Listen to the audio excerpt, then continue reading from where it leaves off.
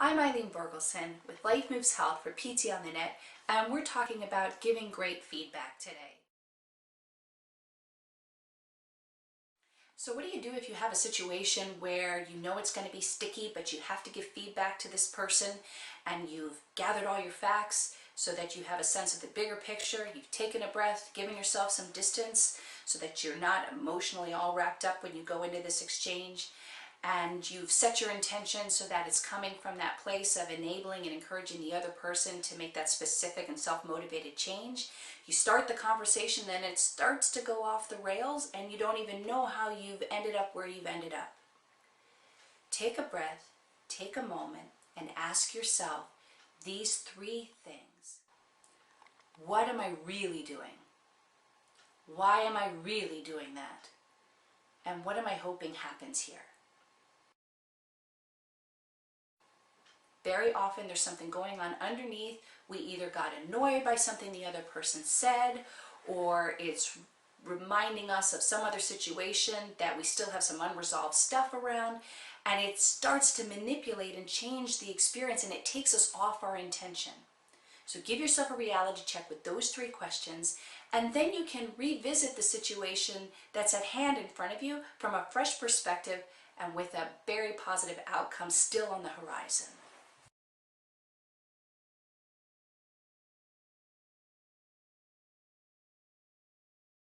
I call these next set of guideposts on constructive feedback 9 to fine as wine. So follow these steps.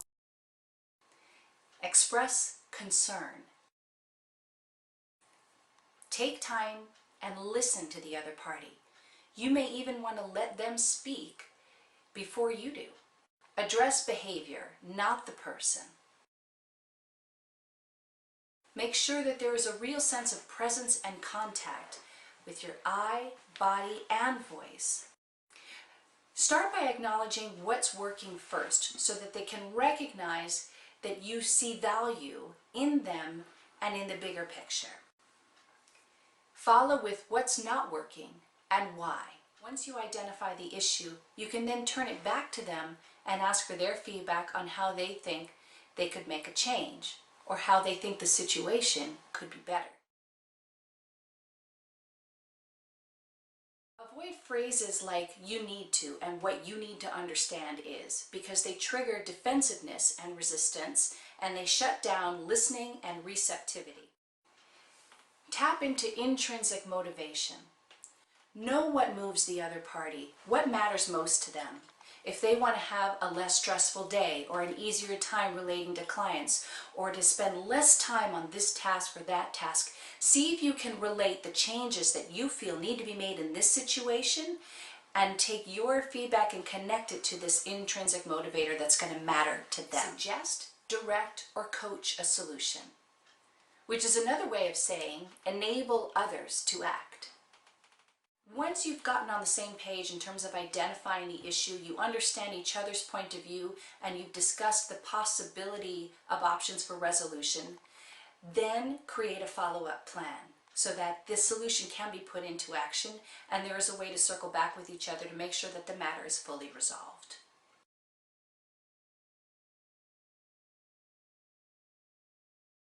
Remember, it all starts with intention. Our intention is the same as with any other feedback situation. Our whole reason for giving it is to encourage and enable specific self-motivated change. So knowing that that's our intention, we can enter into these next guideposts to have a more positive outcome. A few important everyday tips for constructive and fantastic feedback. Give it often. Don't wait for months on end to give somebody feedback. It's too far away to be meaningful.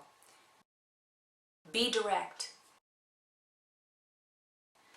Share observations. Don't share inferences and innuendo. Stick to the facts.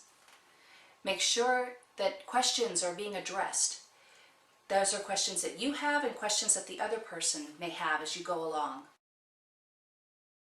Check in for mutual clarity and understanding. Make sure that you have their take on the situation as well as they have yours. Know if their preference for feedback is public or private. This is a biggie because some people don't like to be the center of attention. So even if you have a big shout out and complimentary feedback to give somebody, they're actually not going to receive it in the way you intended if you make a public spectacle. Gather feedback on your feedback. Find out if your feedback is affected by watching what happens as a result, and also at a separate time that's not related, check in with the other person about how useful they found your feedback. Model the behavior, perspective, and process that you want them to put into action. Make sure that your feedback inspires a shared vision so it doesn't feel like you're imposing your will on them. Remember, our intention is to encourage and enable someone to make a specific self-motivated change, a change that matters to them.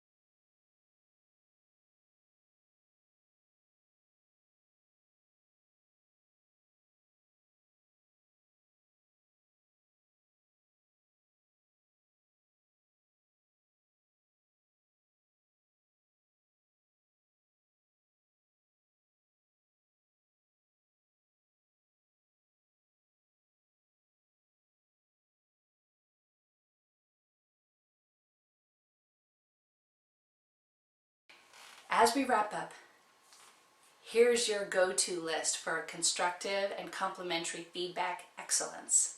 Don't get personal. Stick to the situation at hand, keep it free of ego and agenda, and be specific.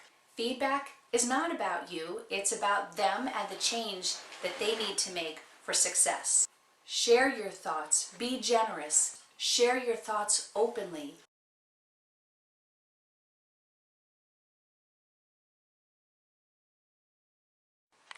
As we wrap up, keep in mind that giving great feedback is not about the feedback giver. It's not about you or your immediate gratification, so you can lose the self-consciousness and really share your thoughts so that the other person can achieve their goal, which is to be their very best.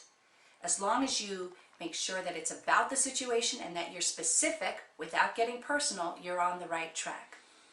Remember your intention to enable and encourage that person to make specific self-motivated changes. Ask yourself if that is the intention through which your feedback is coming from. Now, to keep feedback constructive, productive, and actionable, you need to continue to check in with that intention and make sure it's aligned. And lastly, the shortcut to all of this is feedback. If it's not helpful, it's useless. I'm Eileen Bergelson. I hope this video is helpful for you, but I'd like to hear about it either way. So if you have feedback for us, please comment below the screen or email me at info@lifemoveshealth.com. I'll see you next time.